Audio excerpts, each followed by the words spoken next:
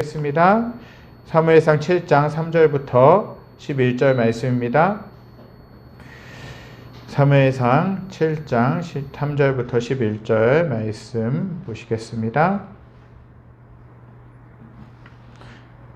사무엘상 7장 3절부터 11절 말씀입니다. 제가 가진 성경은 구약 417쪽, 418쪽에 걸쳐서 있습니다. 사무엘상 7장 3절부터 11절까지 보시도록 하겠습니다. 3절부터 10절까지 제가 봉독해드리고 11절 말씀만 함께 읽도록 하겠습니다. 사무엘이 이스라엘 온 족속에게 말하여 이르되 만일 너희가 전심으로 여호와께 돌아오려거든 이방신들과 아스타롯을 너희 중에서 제거하고 너희 마음을 여호와께로 향하여 그만을 섬기라. 그리하면 너희를 블레셋 사람의 손에서 건져내시리라. 이에 이스라엘 자손이 바알들과 아스타롯을 제거하고 여호와만 섬기니라. 사무엘이 이르되 온 이스라엘은 미스바로 모이라. 내가 너희를 위하여 여호와께 기도하리라 하매 그들이 미스바에 모여 물을 길어 여호와 앞에 붓고 그날 종일 금식하고 거기에서 이르되 우리가 여호와께 범죄하였나이다 하니라. 사무엘이 미스바에서 이스라엘 자손을 다스리니라. 이스라엘 자손이 미스바에 모였다 함을 블레셋 사람들이 듣고 그들의 방백들이 이스라엘을 치러 올라온지라.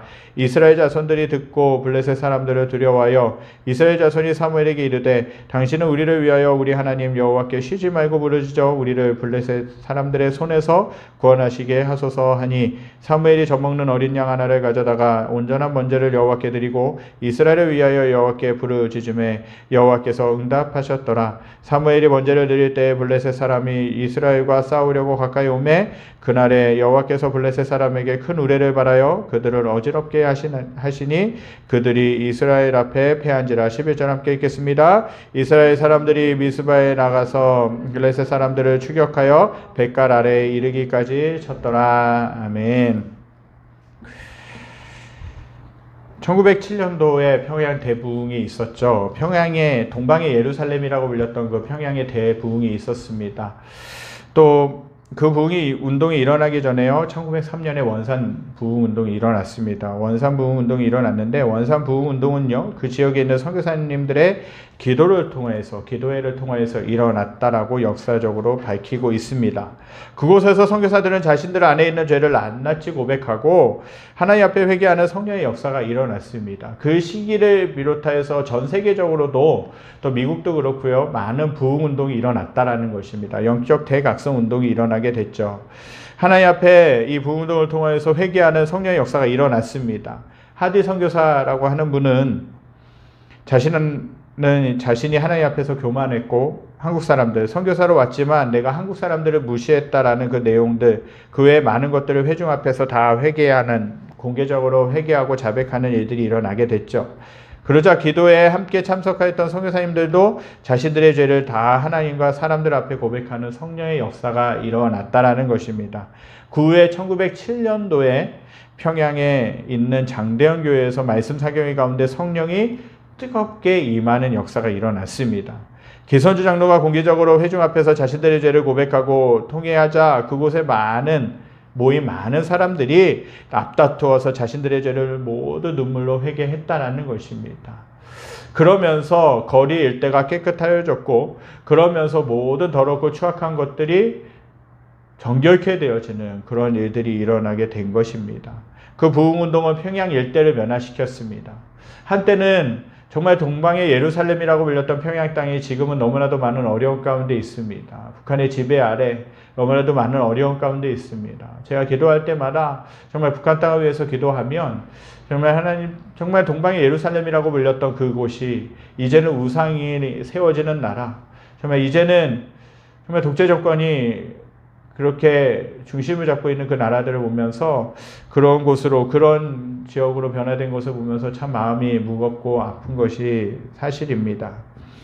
정말 우리나라가 너무나도 많은 어려움 가운데 있죠. 정말 너무나도 많은 힘든 시간들 가운데 있습니다. 지금 이때에 정말 그 평양에 있는 부흥운동이, 평양에서 일어났던 그 부흥운동이 다시 한번 영적인 대각성 운동이 우리에게도 일어나야 될 줄 믿습니다. 그러기 위해서는 우리가 주님 앞에 나가야 된다는 것이에요. 주님 앞에 엎드려야 된다는 것이죠. 주님의 마음으로 우리가 회개해야 된다는 것이에요. 정말 그 평양 땅에 있었던 그 부흥운동, 그것이 정말 그 사회를 변화시켰고 나라를 변화시켰고 정말 우리나라가 폭발적으로 기독교인들이 다시 믿는 신앙인들이 성장할 수 있었던 그 발판이 되었다라고 하는 것이에요. 오늘 본문을 살펴보기 전에 사무엘상이 어떤 성경인지 살펴볼 필요가 있습니다. 사무엘상은요, 마지막 사사요 전기 예언자에 속하는 사무엘의 출생 이야기로부터 시작해서 이스라엘의 첫 번째 왕이었던 사울 왕의 죽음으로 끝나는 책이라는 것이죠. 이 책의 이름은 사사인 사무엘의 이름을 따라서 사무엘상이라고 부르지만 사무엘은 이 책이 끝나기 전인 25장 1절에서 죽음을 맞이하게 됩니다. 그러나 그는 사울을 왕으로 세우기도 했고 폐위시키기도 하는 자로 소개되고 또 다윗을 왕으로 세우는 막강한 그러한 영향력을 행사하고 있었던 사람이었습니다. 전무후무한 이스라엘의 영적 지도자였다라는 사실이죠. 그래서 그의 책의 이름을 그 이름을 따라서 사무엘 서로 부르기도 한다라는 것이에요. 이 책은요 본래 히브리어로 기록된 책인데 한 권의 책이었습니다. 사무엘 상하가 지금 우리나라 성경에는 지금 우리가 보는 성경에는 두 권으로 나눠져 있지만 원래는 한 권으로 되어 있는 책이었다라는 것이에요. 주전 3세기경에 히브리어 성서가 헬라어 성서로 번역되고 또 주 4세기 말에 라틴어 성서로 번역되면서 두루마리로 사용하던 당시의 형편으로 한 권의 책으로서는 분량이 많기 때문에 편의상 상하권으로 분리하게 되었다라는 것이죠. 이 책이 기록된 시기는요, 주전 11세기 선지자 사무엘의 출생과 소명으로부터 시작이 되었다라는 사실입니다. 사무엘 하는 다윗의 통치가 거의 끝나갈 무렵 막을 내리게 되죠. 사무엘서의 1차적인 기록 목적은 이스라엘의 왕정 수립 과정을 기록하는 것에 있었다라는 것입니다. 이 사건은 하나님의 계시를 전개하는 역사에 있어서 핵심적인 사건이라고 하는 것이에요. 왕정은요, 우선 오랜 예언의 첫 성취였다라는 것입니다. 하나님은 족장들에게 그들의 후손으로부터 왕들이 나올 것이라고 주님은 이미 예언해 주셨다라는 것이에요. 그래서 야곱의 아들 유다와 그 후손들에게 준 큰 약속은 왕의 통치의 상징인 규가 유다 지파에게서 떠나지 않을 것이다 라는 내용이 담겨져 있었다라는 것이에요.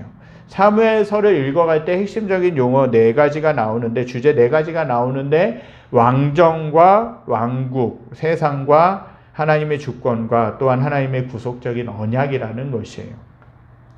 왕이 세워지는 그런 인간적인 왕이 세워지는 일이 이제 사무엘 상에 등장을 하게 됩니다.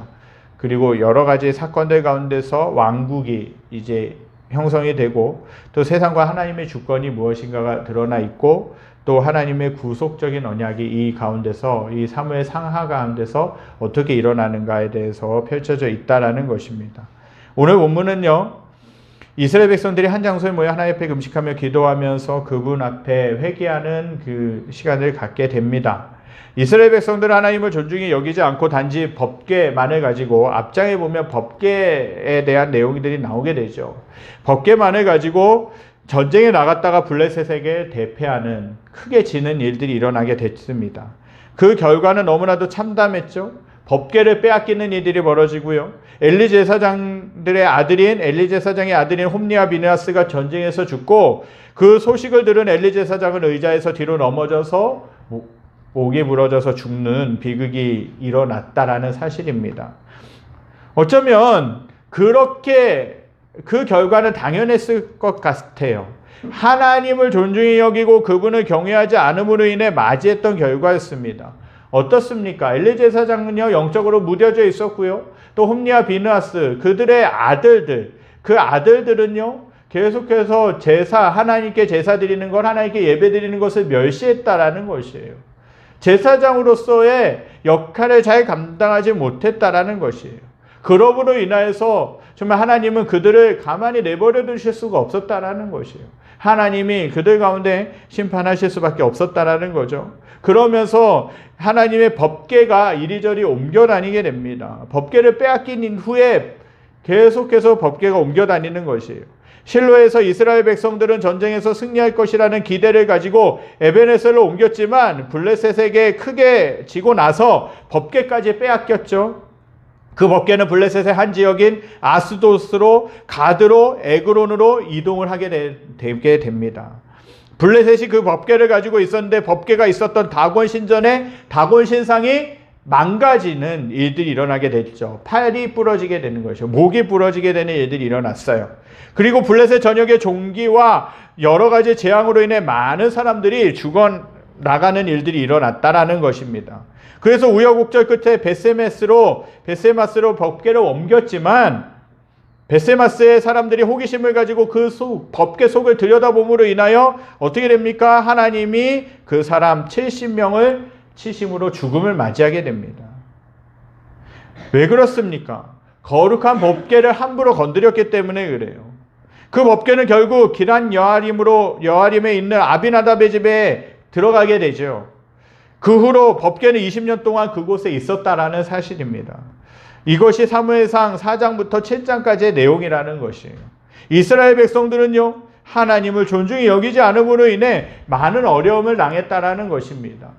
어쩌면 아담과 하와의 죄로부터 시작해서 계속해서 하나님을 향한 반역의 이스라엘 백성들의 역사는 하나님을 향한 반역의 역사였다라고 봐도 과언이 아니라는 것이에요. 물론 하나님이 그 중간중간에 그 의인들을 세우셔서 노아와 또 아브라함을 세우셔서 하나님의 사람들을 세우셔서 하나님의 역사들을 계속해서 이루어 가시지만 대부분의 이스라엘 백성들은 죄악 가운데 하나님을 멸시하고 하나님을 무시하고 하나님의 뜻대로 살기보다는 내 자신의 생각으로 내 자신의 죄악으로 살았던 사람들이었다라는 것이에요. 블레셋과의 전쟁에서도 패하고요. 법궤를 잘못 다룸으로 인해 백성들이 죽임을 당하는 일도 맞이하게 됐습니다. 오늘 읽진 않았지만 7장 2절에 기록된 것처럼 법궤가 기란 여아림으로 들어간 날부터 이스라엘 백성들이 여호와를 사모했다라고 그렇게 기록하고 있습니다. 그 후에 사무엘은 이스라엘을 다스렸다라는 것이죠. 사무엘이 이스라엘을 본격적으로 다스리기 시작하면서 먼저 한 일이 있어요. 오늘 보면 3절입니다. 함께 읽겠습니다. 사무엘이 이스라엘 온 족속에게 말하여 이르되 만일 너희가 진심으로 여호와 앞에 돌아오려거든 이방신들과 아스타롯을 너희 중에서 제거하고 너희 마음을 여호와께로 향하여 그 만을 섬기라. 그리하면 너희를 블레셋 사람의 손에서 건져내시리라. 사무엘이 선포한 메시지는 간단했습니다. 단순했다라는 것이에요.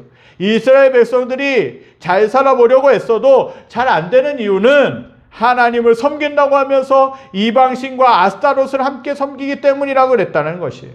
그래서 정말 블레셋 사람들의 손에서 벗어나고 싶으면, 정말 하나님이 함께 하시는 삶을 살고 싶으면 모든 우상들을 다 버리고 전심으로 하나님만 믿으라고 도전했다는 것이에요. 이스라엘 백성들이 가나안 신들을 같이 섬기는 이유는 하나님만 섬기면 가나안 땅에서 완전히 고립되기 때문에 그래요. 옛날에는 부족끼리 서로 각자의 신을 인정해 주어야 장사도 할 수 있고요, 어려울 때 지원도 받을 수 있었다라는 사실이에요. 다른 신들을 인정해 주지 않으면 도무지 가나안 사람들과 이야기가 되지 않는다라는 것이에요. 그러나 하나님은 이스라엘 백성들의 능력을 다 갉아먹는 것은 뭐냐? 바로 이 우상들이라고 말씀하는 것입니다. 즉 하나님은 이스라엘 백성들이 주위 사람들의 동정이나 도움 없이 오직 100% 하나님이 주시는 능력으로 일어서기 원하셨어요. 우리가 세상을 살아갑니다. 우리가 세상 속에서 일을 합니다. 또 세상 속에서 경제적인 활동도 하고 여러 가지 활동들을 합니다. 그런데 그리스도인들 중에서 세상에서 살아가지만 내 정체성을 지키고 내 그리스도인으로서의 품위를 지키고 정체성을 지키고 세상과 타협하지 아니하고 그리스도인으로서 살아가는 분들이 있어요. 그런 분들을 보면 절로 고개가 숙여지고 존경이 됩니다. 그 그리스도인으로 살아가는 것 때문에 내가 예수님 믿는 사람으로 인하여서 살아가는 것 때문에 손해를 보기도 해요. 내가 더 이익을 취할 수 있지만 이익을 취하지 못한다는 것이에요. 왜 그렇습니까? 내 마음 가운데 계시는 성령님이 함께하고 계시기 때문에 성령님이 원하시는 방법이 아니라는 것이에요. 거짓말도 적당히 할 수 있어요. 그러나 할 수가 없다는 것이에요. 왜? 하나님이 원하시는 것이 아니기 때문에 그렇다는 것이에요. 그래서 손해봅니다. 때로는 멸시를 당합니다. 왜 그렇게 살아? 정말 적당히 타협하면서 살아. 내가 교회 다녀도 적당히 타협하면서 살으라고. 그렇게 세상에서는 부추긴다라는 것이에요. 그러나 내 신앙의 양심상 그렇게 할 수가 없다라는 것이에요. 그런데 어떤 그리스도인들은요, 주일날 예배를 잘 드립니다. 그런데 세상에서는 똑같이 살아가는 것이에요. 거짓말하고요, 적당히 타협하고요, 적당히 더 심하게 욕심부리고요. 그러니까 무슨 얘기가 나옵니까? 좀 안타깝고 슬픈 현실이지만 오히려 믿는 사람들이 더하다는 얘기가 나온다는 것이에요. 믿는 사람들이 더 악하게 산다라는 것이 정말 잘못된 것이죠. 내가 믿는 사람으로서 세상 사람들과 주일날은 교회에 와서 거룩하게 예배를 드립니다. 그러나 세상에 나가서는 똑같이 세상 사람들하고 동화돼서 살아간다는 것이에요. 그리고 또 주일날 와서는 하나님 잘못했습니다, 회개합니다 하고 그렇게 살아간다는 것이에요. 이스라엘 백성들이 처한 그 상황 가운데서도 적당히 우상 숭배를 해야 된다라고 그렇게 이야기를 한 거예요. 그 풍습이었다라는 것이에요. 그 현실이었다라는 것이에요. 왜? 그 우상을, 내가 가나안 땅에 살고 있기 때문에 그 우상을 인정해주지 않으면 내가 장사도 할 수 없고 내가 이익을 얻을 수도 없고 내가 온전히 살 수도 없기 때문에 그랬다라는 것이죠. 그런데 사무엘은요, 모든 우상들을 제거하고 하나님 앞에 돌아오라라고 이야기를 한 거예요. 그리스도인들로 세상에서 살아간다라는 것, 제가 아까도 어떤 집사님하고 통화를 하면서 그 얘기를 했지만, 세상 가운데서 하나님의 뜻대로 살아가는 것이 참 역설입니다. 역설적인 것이에요. 하나님의 뜻대로 사는 것이, 세상 가운데서 하나님의 뜻대로 사는 것이 정상이어야 되는데, 너무나도 세상적으로 너무나도 어렵고 어지럽고 힘들고 혼란스럽고 죄악이 가득하기 때문에 하나님의 뜻대로 살아가는 것이 녹록하지가 않아요. 쉽지가 않습니다. 그것 때문에 내가 이익을 더 취하고 싶어도 취할 수가 없는 것이에요. 그래서 하나님의 뜻대로 살아가는 것이 너무나도 역설이라고 그런 말씀을 드렸습니다. 그러나 그럼에도 불구하고 타협하지 않고 신앙을 지키는 분들이 있더라는 것이에요. 그런 분들을 보면, 제가 목사이지만 그런 성도님들 보면, 그런 분들을 보면 정말 고개가 숙여지는 것이에요. 도전이 되는 것이에요. 이스라엘 백성들도 마찬가지예요. 이 사무엘이 도전했던 것이 뭡니까? 모든 우상들을 제거하고 하나님만을 섬기라 하는 것이에요. 하나님은 그 이스라엘 백성들이 아까도 말씀드렸지만 하나님의 힘으로 일어나기를 원하셨다라는 것이에요. 하나님의 백성들은요, 주위 사람들로부터 도움을 받지 않고 순전히 하나님의 능력으로만 일어설 필요가 있다라는 것이에요. 그래야 다른 사람들에게 당당할 수 있고요, 잘못된 요구를 해도 거절할 수 있기 때문에 그래요. 우리가 기억해야 될 사실은 뭐냐? 다른 사람들의 모든 도움을 거절해도 하나님은 우리에게 올 축복을 철저하게 주신다라는 것이에요.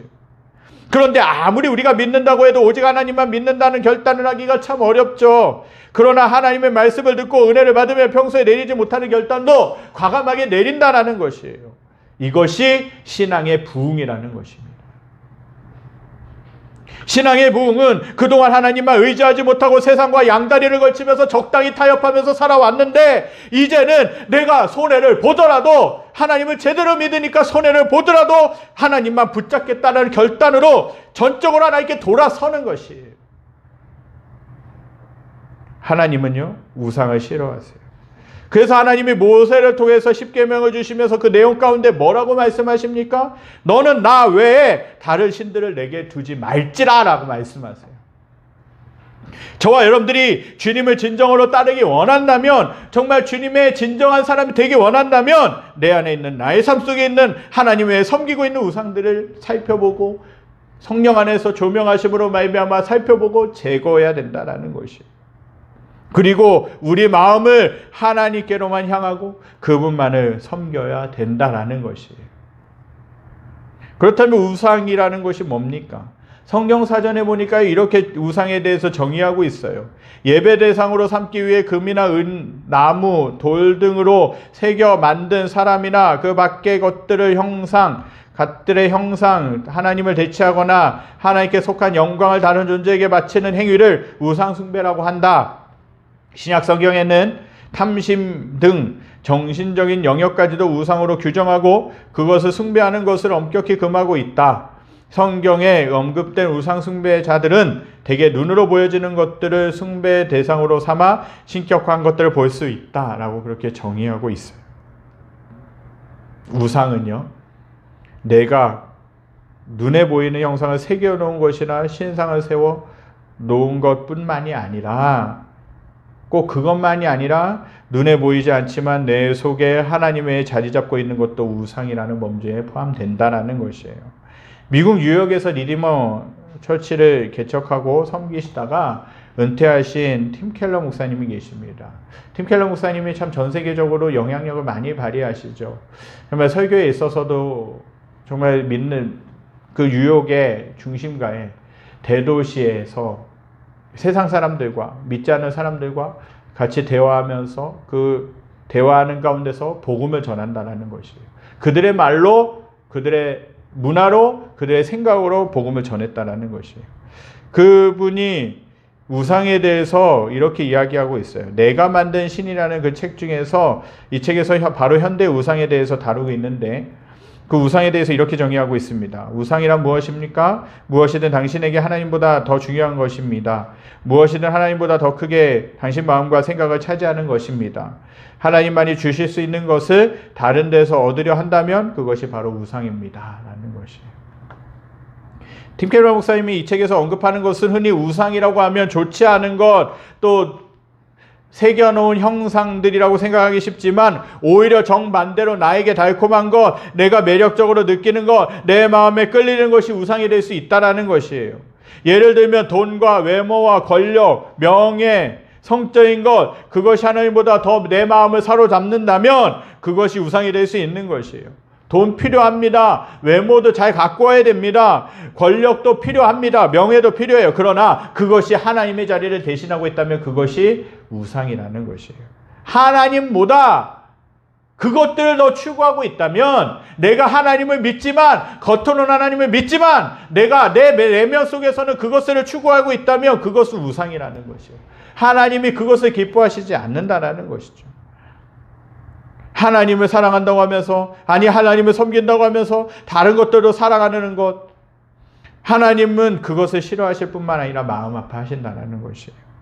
하나님을 섬기지 않는 것이 아니에요. 하나님을 멀리한 것이 아니에요. 하나님을 버린 것이 아니라는 것이에요. 그러나 하나님도 섬기고 다른 것도 섬기는 아니란 태도, 그것을 하나님은 마음 아파하신다는 것이에요. 하나님을 사랑하면서 점을 보러 다니는 분들도 있어요. 권사라고 하면서, 장로라고 하면서, 죄송한 얘기지만 점 보러 다닙니다. 왜? 하나님 앞에 기도해도 하나님이 즉시 응답하시지 않을 때가 많기 때문에 그래요. 그러니까요, 내 마음이 불안한 거예요. 내 마음이 힘든 거예요. 그러니까 뭡니까? 점 보러 다니는 것이에요. 눈에 보이는 그 사람한테 점 보러 다니는 것이에요.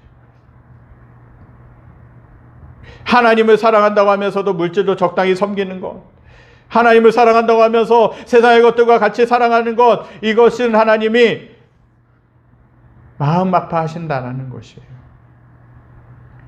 말씀을 보고 준비하면서 제 자신이 있습니다. 저라고 자유롭겠습니까? 제게는 하나님과 더불어 섬기고 있었던 우상은 없었는가?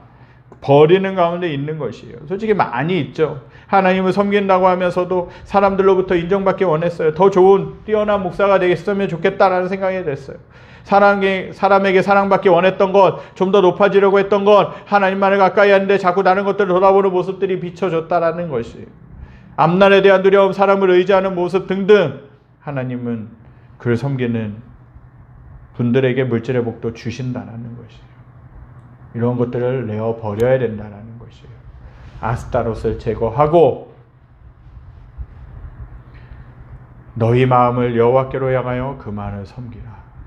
내 마음이 주님을 향해야 된다는 것이에요. 내 마음이 주님께 집중되어 있어야 된다는 것이. 아무리 몸만 교회에 와 있어도 내 마음이 딴 데 가 있다면 그것은 하나님이 기뻐하시지 않는다는 것이. 목회자도 자유로울 수 없고요. 모든 그리스도인들이 자유로울 수 없다라는 것이에요. 우상의 문제.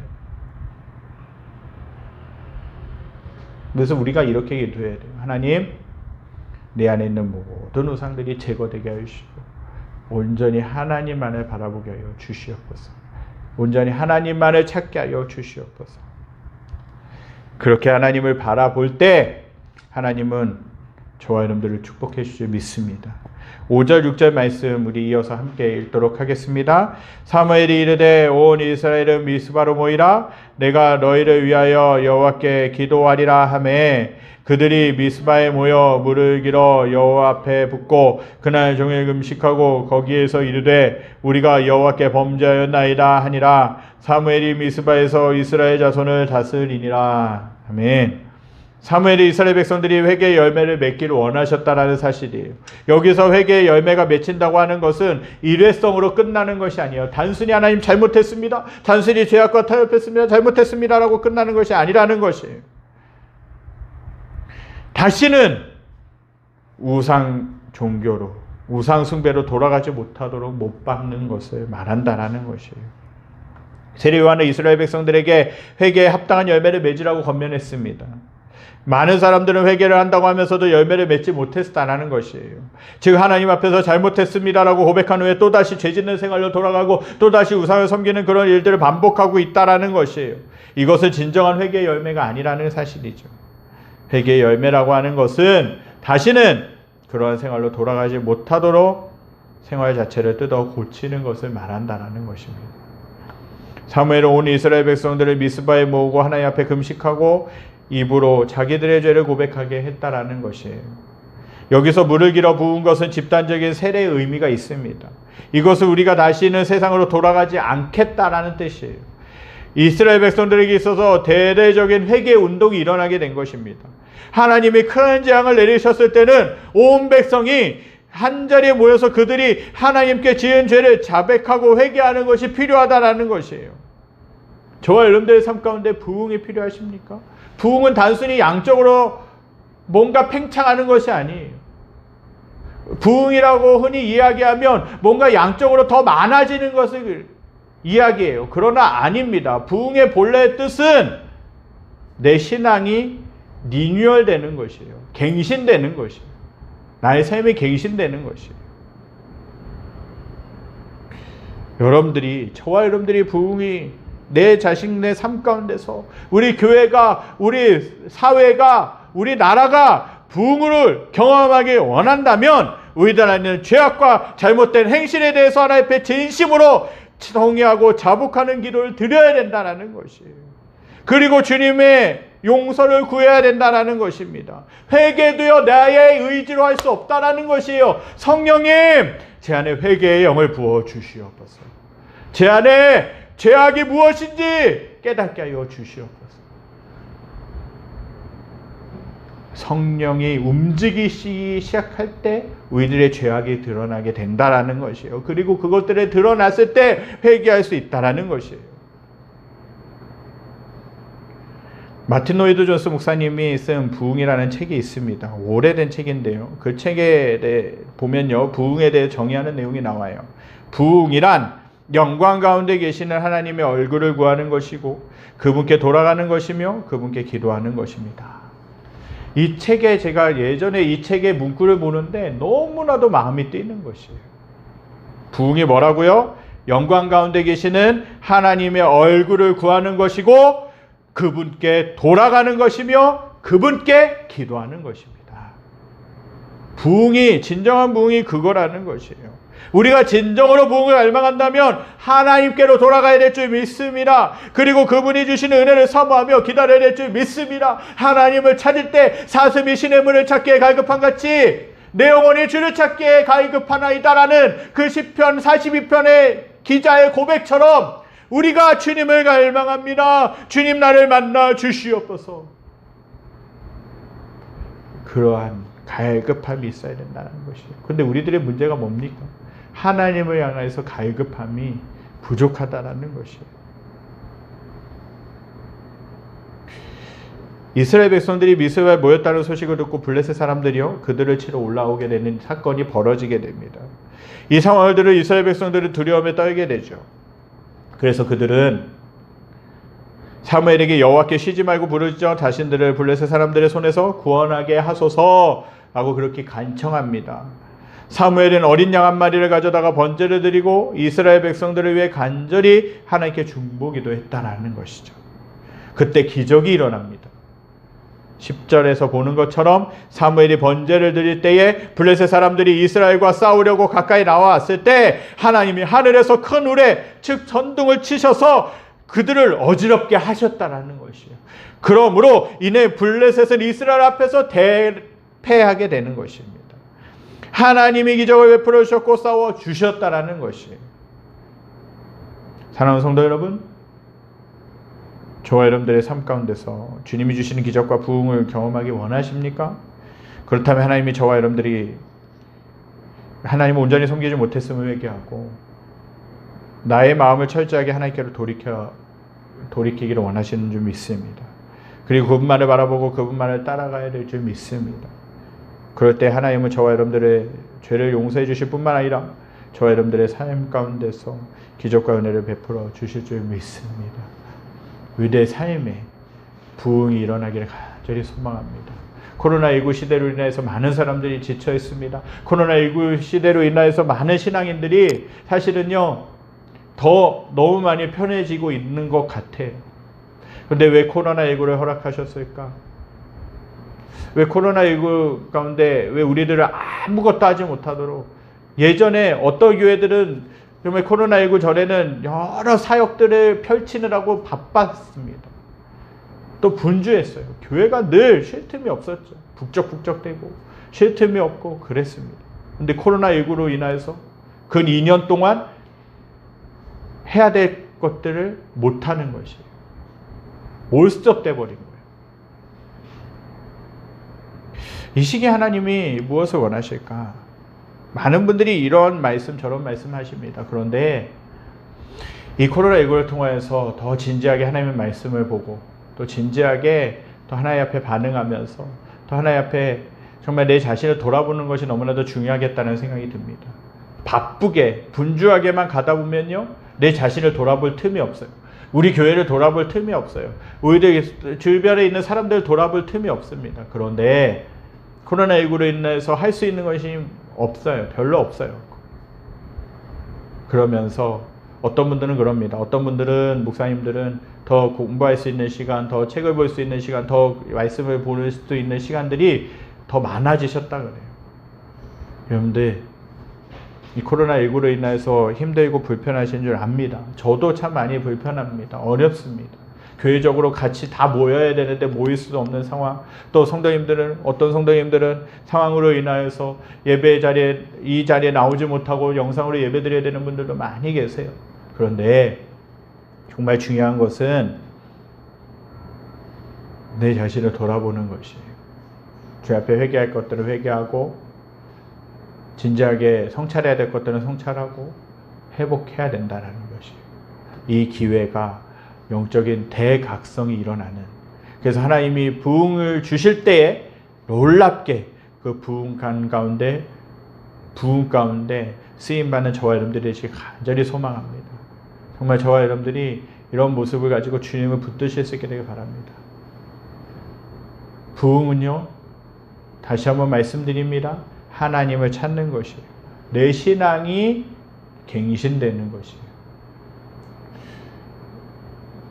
코로나19로 인하여서 혹시라도 내 신앙이 나태해진 부분들이 있다면, 내 신앙이 느슨해진 부분들이 있다면 다시 한번 다잡으실 수 있게 되길 바랍니다. 지금 이때가 정말 이 나라를 위해서 전 세계 아프간으로 인해서 며칠 전에 아프간 사건들을 접하면서 기도 제목들이, 긴급 기도 제목들이 올라왔는데 참 마음이 많이 무거웠습니다. 정말 북한 땅을 생각할 때도 너무나도 마음이 무겁습니다. 아직도 정말 북한 땅을 그 주민들을 위하여서 헌신하고 희생하시다가 아직도 돌아오지 못하고 있는 지하 감옥에서 돌아오지 못하고 있는 여러 선교사님들, 목사님들 계십니다. 너무나도 그분들을 생각할 때마다 마음이 아픕니다. 이제는 생사도 모른다 그래요. 얼마나 그 가족들은 얼마나 마음이 아프겠습니까? 얼마나 간절히 내 사랑하는 남편이, 내 사랑하는 아빠가, 내 사랑하는 목사님이, 선교사님이 돌아오기를 원하겠습니까? 근데 아직도 소식이 없다라는 것이에요. 저 여러분들이 이러한 부흥 가운데 나가실 수 있기를 간절히 소망합니다. 주님을 바라보시고 주님을 의지하시고 주님을 소망하시고 말미암아 주님이 주시는 부흥을 경험하고 나의 삶이 다시 한번 새롭게 갱신되어지는, 나의 신앙이 새롭게 갱신되어지는 저와 여러분들이 되시기를 간절히 소망합니다. 우리 이 시간 말씀을 기억하면서 찬양드리기 원합니다.